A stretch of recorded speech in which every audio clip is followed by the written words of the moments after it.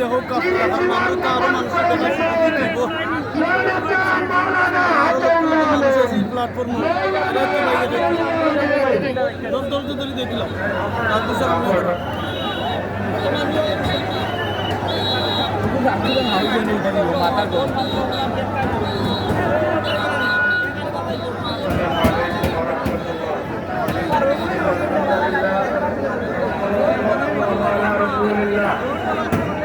বাংলাদেশ খেলাফত মজলিস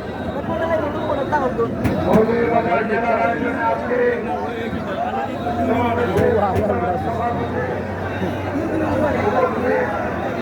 সংগঠনের মহাসচিব যারা নির্যাতিত হলেন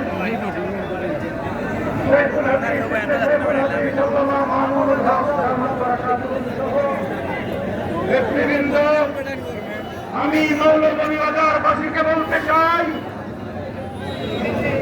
16 বছর পরে নতুন স্বাধীনতা লাভ করেছি। সেই স্বাধীনতা রক্ষা করার জন্য আমরা যদি আবার যুদ্ধ করতে হয়, আপনারা কি যুদ্ধ করতে প্রস্তুত আছেন? আমরা বিশ্বাস করি মানব রচিত আইন কানুনের মাধ্যমে মানুষের শান্তি নিরাপত্তা নিশ্চিত করা যাবে না। এই জন্য বাংলাদেশ খেলাফত মজলিস আল্লাহর জমিনে আল্লাহর আইন প্রতিষ্ঠা করতে চায়। আল্লামা মামুনুল হক গোটা বাংলাদেশ সফর করছেন, একটাই মিশন, বাংলার জমিনে আল্লাহর আইন তথা খেলাফত কায়েম করা।